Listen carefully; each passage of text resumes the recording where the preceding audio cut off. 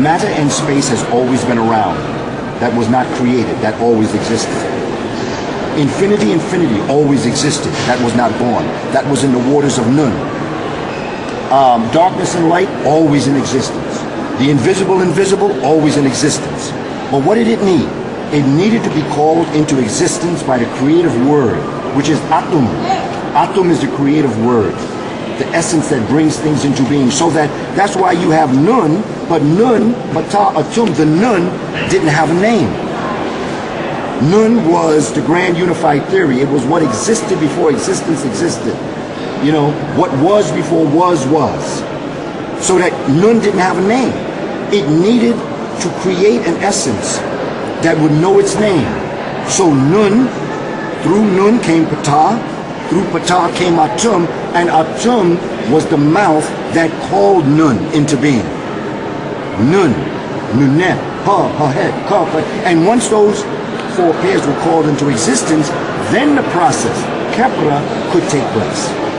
But until then, they were not called into existence. That's why when we read books, the most stereotypical racist books are books that the characters do not have a name. One of the stereotypical books that I took off our reading list is a book called The Five Chinese Brothers. And I don't know if you read it. It's a book that children read in the United States anyway. You do? The Five Chinese Brothers, they don't have a name. But you could use that as a teaching tool. No, keep it, but teach it. Teach that it is a stereotypical book because none of the brothers have a name. And they're able to avoid death because they all look alike. So Atum, the word, when you call, that's why I tell our young people, the hip-hop generation, when I talk to them, I say, be careful what you call into being because the words you throw out, you cannot pull back. Be careful what you say to each other. Think before you speak. Because you create harmful feelings between each other. And those words hover around the person you're yanking them at. So we have to be careful how we talk to each other, the names that we call each other. Because although we may be upset emotionally, don't say something that you're going to regret that's going to last a lifetime. And this sometimes young people don't realize. And even in their pain, and they say something, they don't know. Even if you are pained, and even if you don't know better, you're still calling that word out. And it's hovering around us. And it's waiting to be able to be pulled in by somebody who is as negative as that word is. Say what? Adam, that's it. Is that Adam? Yes. Because think, my sister, what was Adam's job in the Genesis story? It was to name the creations of God. What was Eve? Eve was a takeoff of the ability to keep women suppressed. See, whoever wrote that story did not have the courage to take responsibility for what he did. When I think about the Adam and Eve story, right? Eve ate the apple because she wanted knowledge. Remember what the snake said? Apep or Irta? He said, eat of this apple and you will be like God. Well, we are God, having a human experience. Think about the story because it's very interesting. So Eve wanted to be like God because the woman, because, you know, Brother Imam, when we were coming here, he was speaking about the role of the women to give men the idea and let men think they thought it. That's what Sister job was. Create things, give it to the man, and let the man think he thought it up. So he's doing it. He's saying, wow, I'm smart. She's like, yeah, baby, you are smart. But she knows. I gave it to you, brother, so, you know, chill. Think of what Eve. To desecrate the woman. The man didn't have courage to take responsibility. So Eve wanted to be like God. She talked Adam into being like God because that's a woman's job. To teach us who we are. Adam ate of the apple. And all of a sudden, Eve gets cursed.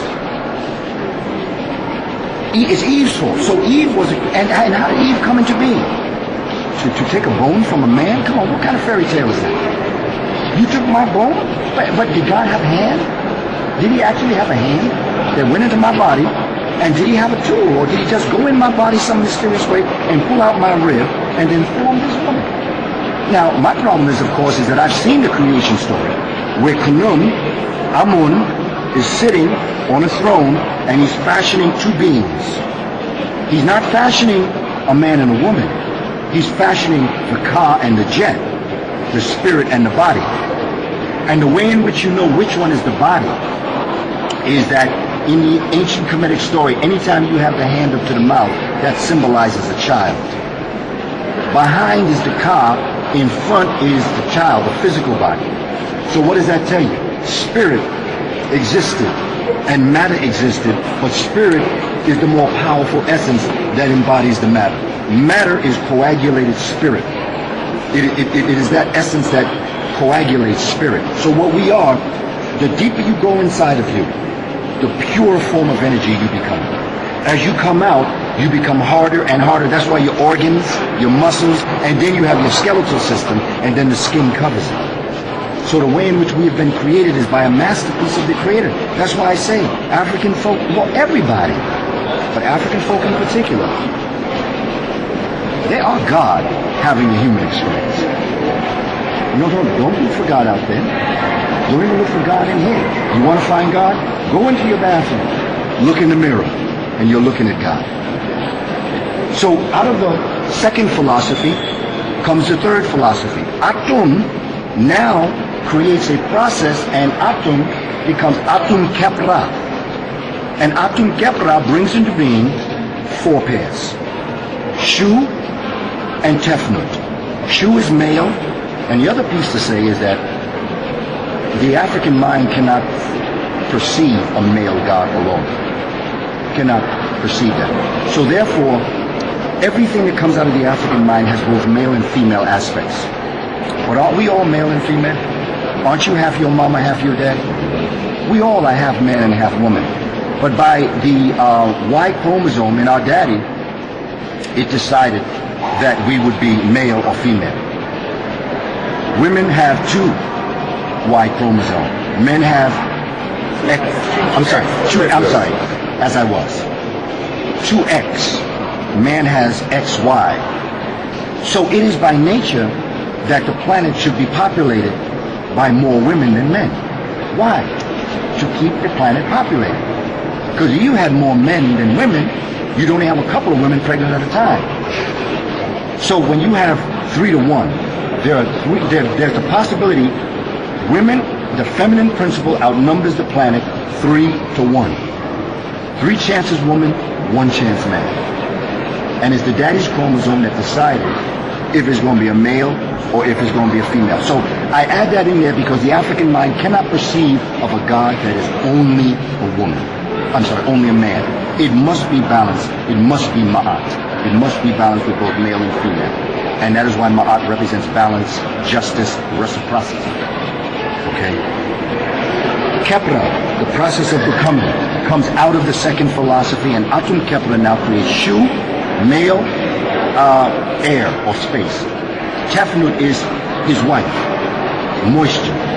Shu Tefnut, now we're talking science. Air and moisture gives birth to Nut and Geb. Nut is female, Geb is male. Nut is sky, Geb is earth. Shu Tefnut give birth. So now you have a creation where opposites are now creating things into existence as opposed to the already created.